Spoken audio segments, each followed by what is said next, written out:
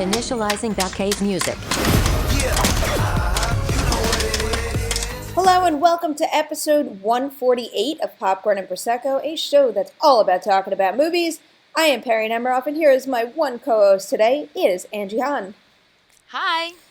So Chrissy will be back next week, but right now we have a Batman-filled episode for you.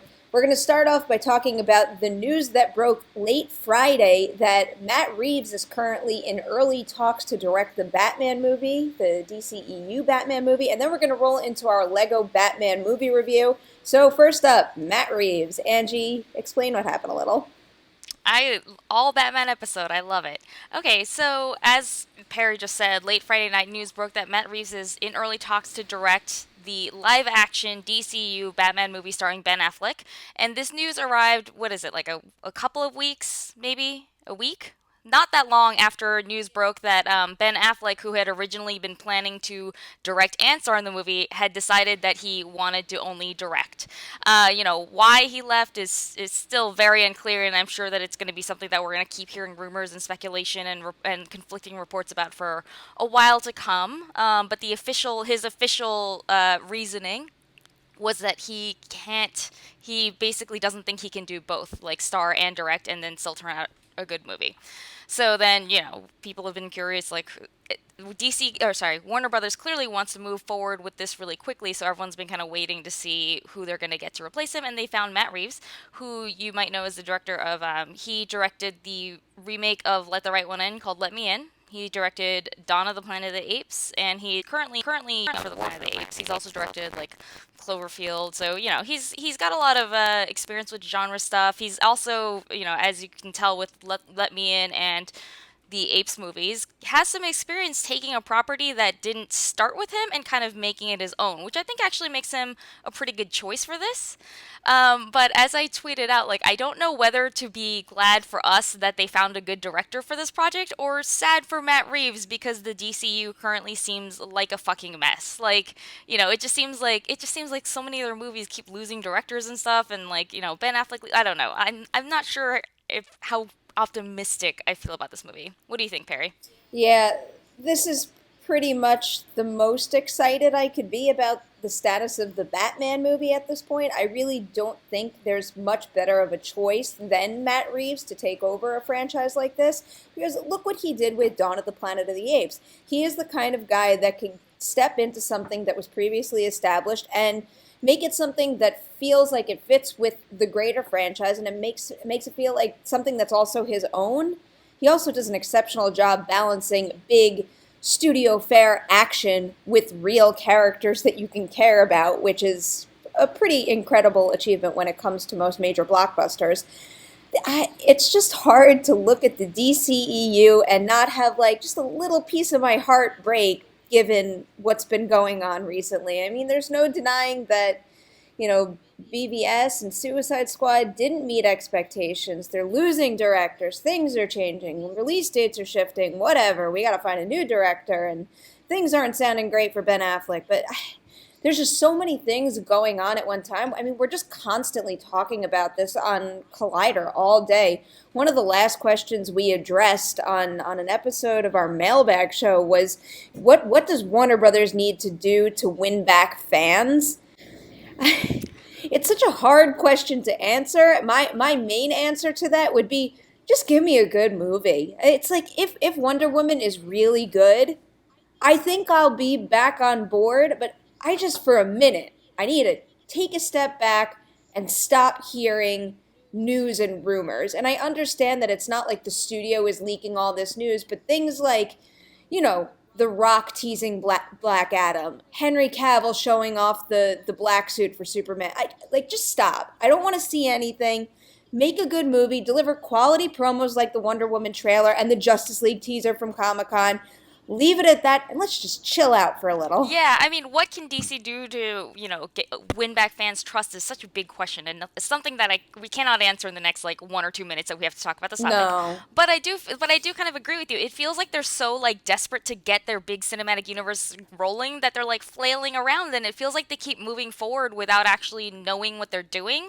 Batman at least doesn't have a release date, but the way that the Warner Brothers execs talk about it, it's clear that they want it to come out like soon, not wait a while. And Yeah. I understand that. Like, Batman is one of DC's biggest characters. Ben Affleck is like the biggest star that they have. Like, I get that, but it's also just kind of like you said, I'm just like fucking chill. Like maybe maybe like give us a movie that fans actually like before expecting me to be like super Hmm. excited that you're making this movie. I mean, like this news also comes like maybe like a month after The Flash lost its second director in a year. Hmm. You mentioned Wonder Woman. That actually was supposed to be directed by Michelle McLaren, and then Yep. it lost her, and then replaced her with Patty Jenkins, who had a whole history over at Marvel, but that's a whole other story.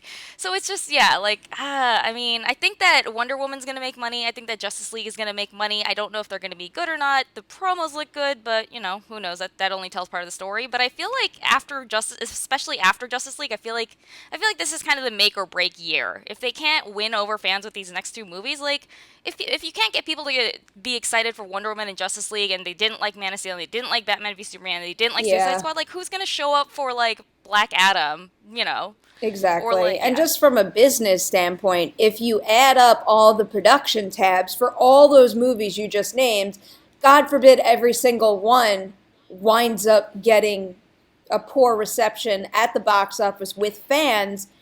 That's a lot of funding that is not paying off well for the studios.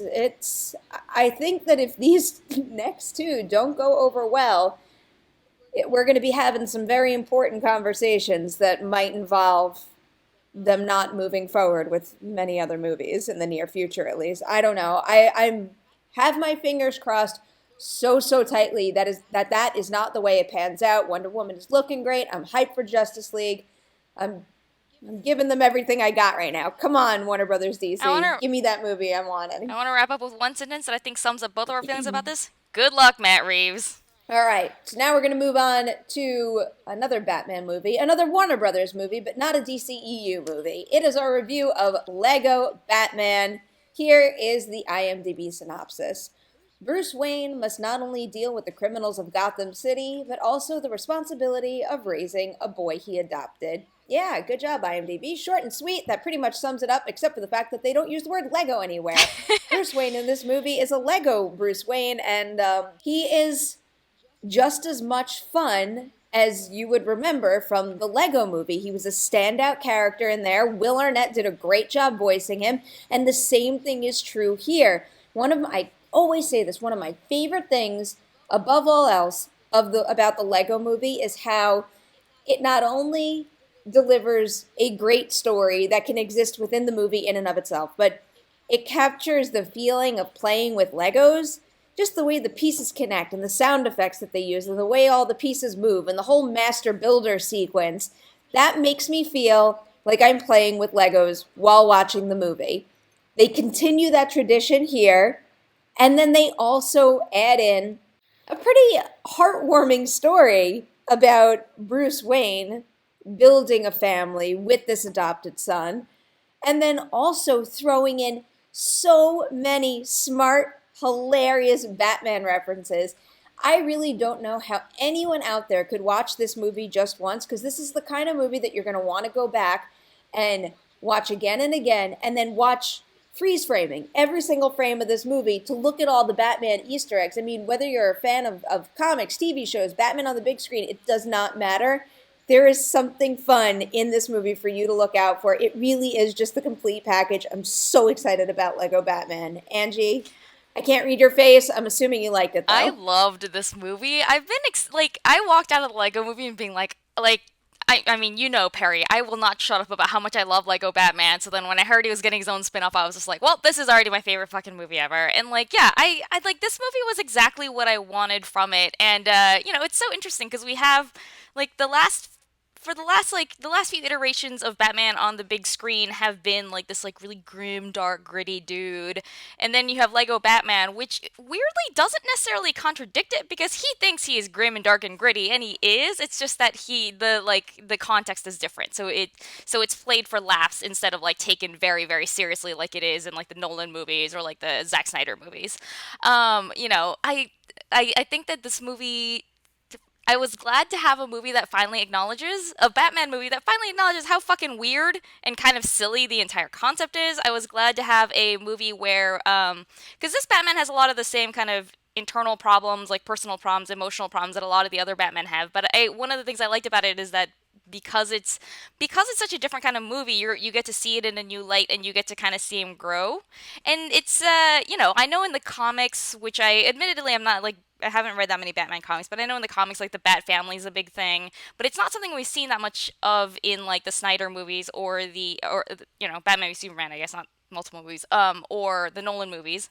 So it was really interesting to see him kind of like surrounded by all these other great characters, and like the casting in this is just perfect. Like, I mean, Michael Cera, like Will Arnett. Cera is so good. Well, and That I love really Michael Cera as that character. There really would have been. I could sit here and think about it all day. I could not think of a better voice actor for that role. Yeah, not to mention because, like, if you watch Arrested Development, you know that on that show they played, Will Arnett was Michael Cera's uncle, so they've already got like a weird kind of like odd family dynamic thing going there. So I thought that just kind of added an extra layer of like hilarity to that casting.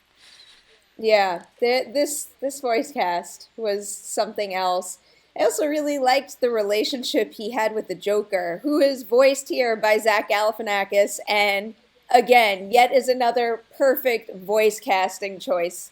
It's just funny because I never really I don't think I've ever seen a movie or TV show or anything acknowledge the relationship between Batman and the Joker in this way. I mean, it's kind of what you were mentioning before, how it's because the Lego Batman movie is silly and poking fun at itself, it could explore these relationships in ways that we've never seen before and kind of point out the obvious that might not be obvious in the darker and grimmer stories. But it's just like Batman and the Joker together forever, no matter what. And the way that they approach that here is one, above all else, hilarious, but it's also kind of like heartbreaking to a degree. There's one point where the Joker kind of tears up, and I almost had the same reaction when something sad happens to a puppy in the movie. I just got really sad for the Joker. I feel like I mean, it's kind of like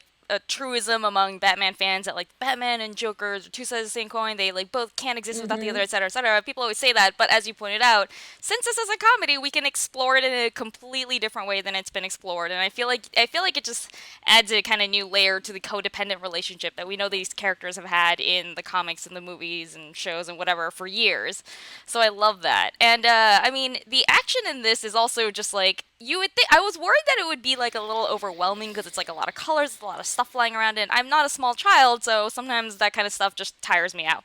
But I thought it was done really well. It's not as good as the Lego movie, but honestly, I honestly think that for family movies, for animated movies, Lego movie is one of the best movies that's come out in the last like several years. So I mean, yeah, all in all, I was very satisfied with this. Yeah, the way I would probably describe it is the action here did feel a little not all over the place, but very colorful. A lot is happening at once. There's a lot of different shots to cover the action, whereas something about this is probably an awful way to articulate it, but something about the action in the Lego movie felt like a little more precise and slower. I just had an easier time tracking it. And there was never a moment where I'm like, oh, I don't know where I am. This sucks. I'm not enjoying this action scene anymore. It's just, I'm talking about little nitpicky visual things where the Lego movie might trump the Lego Batman movie by the slightest bit. But there's some really incredibly well done action sequences here. I don't want to specifically get into certain ones just because they involve some spoilers. But again, bringing up the Master Builder thing, the way that they concoct,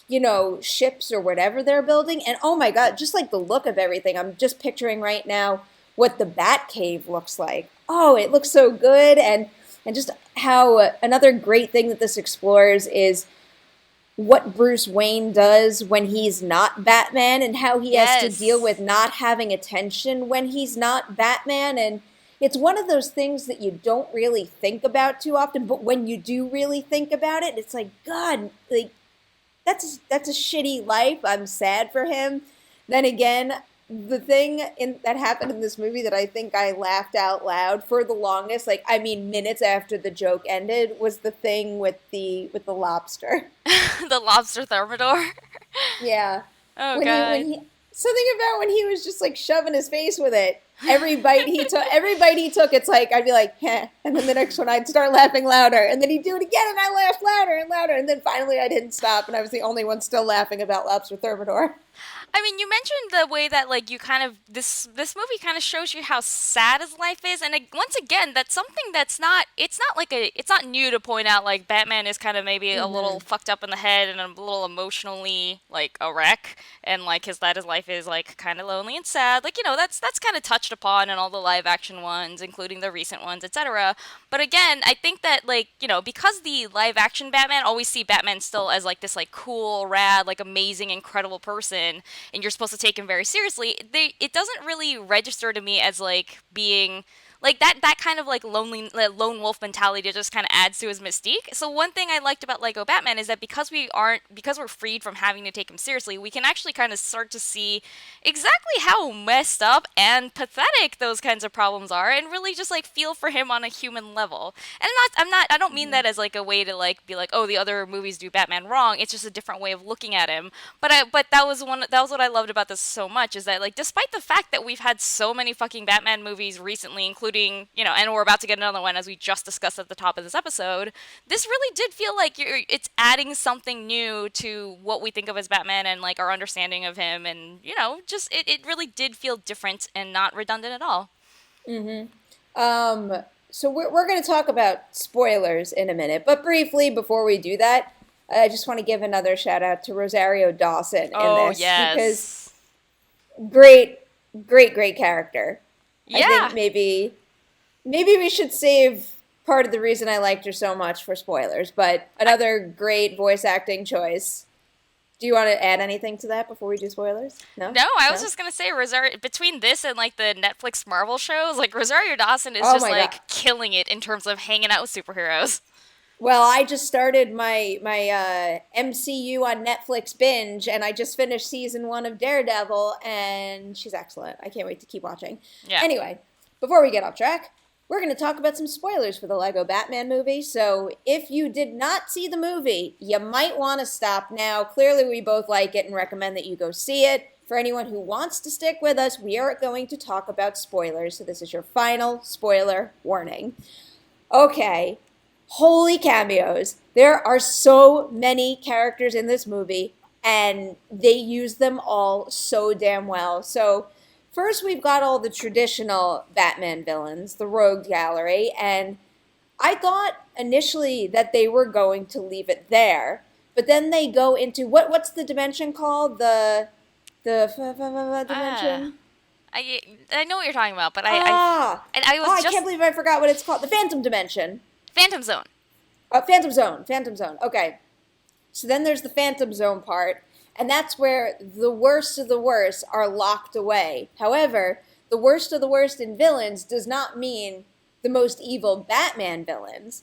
It is like movie history villains. You have freaking Voldemort and who else is there? There's King Kong. You Oh have my god, and Voldemort. You have King Gremlins. Kong. You There's have There's Gremlins. Gremlins. There's Godzilla. There's Sauron from like the Lord of Oh, the Rings oh my movies. god, Like Sauron was so good. basically all the Warner Brothers properties. And I feel like anybody who stuck with us but hasn't seen the Lego Batman movie is probably like, that sounds stupid. How would that ever work? Holy shit, it works so well. And the fact that they're able to incorporate all those other characters in this makes me think that just about anything that we are tired of that studios are trying to remake at this point would be perfect for Lego, like to be Lego-fied, you know?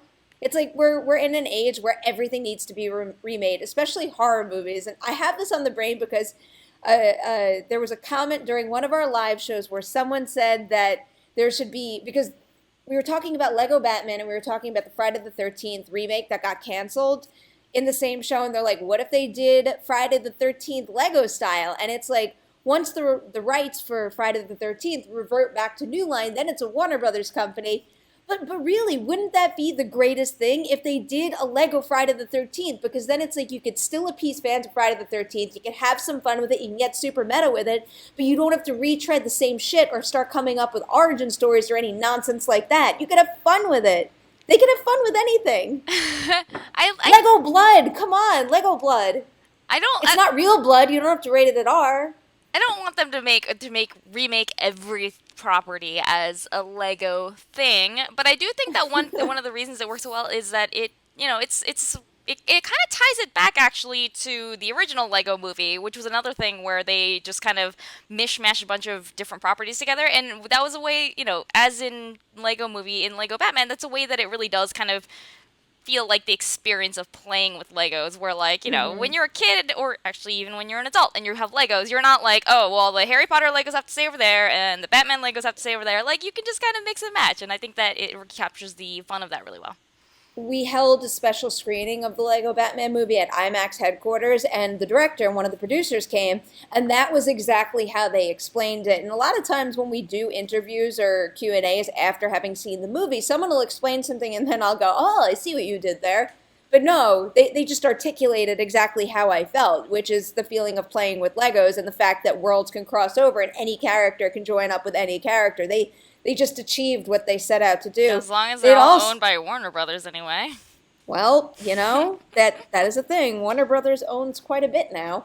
But another thing that they had brought up, because someone in the audience asked, is, would we ever get a Superman Lego movie? And they didn't confirm it. I don't want to start any silly rumors or anything, but the way that they kind of teased the possibility without saying that, oh, we're pursuing this. They're not developing anything, but, there's a lot of characters that pop up in the Lego Batman movie that have maybe one or two lines, but they're voiced like by stars like Channing Tatum. You don't cast Channing Tatum as Superman in the Lego Batman movie if you're not at least trying to keep open the possibility of giving him his own movie eventually. I'm not saying, again, I don't want to start any rumors. They did not confirm anything. It's just that they have this all-star roster, and they have it for a reason. One, because they served this movie, but also because these people could come back. I mean, when you look at the cast of this, it is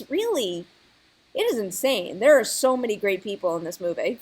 Yeah, I can see it from that standpoint, but I would be curious to know what they would do as a follow-up to this, because one of the things I liked about Lego Batman is that it doesn't feel like it's setting up a sequel. I'm not saying it's not. I'm sure Warner Brothers, if it does well, and it seems like it's going to, would love to have like a bunch more of these movies. But when you watch a movie, especially like a superhero movie, and you're just like, you can tell that they're holding back because they want to set up a sequel, and it doesn't feel like that at all. That's one thing I thought really worked really well about this movie. And it's also the reason why I can't really quite picture a sequel, but at the same time, it's like, that's kind of exciting. That means that, they're going to come up with some... I hope they come up with something unexpected and cool for whatever they decide to do as a follow-up. Yeah, I mean, if the Lego Batman movie shows me anything, it's that the possibilities are pretty much endless with Lego, and, they understand how the toy works. They understand how to bring it to screen in an effective way, and they also understand how to tell single stories.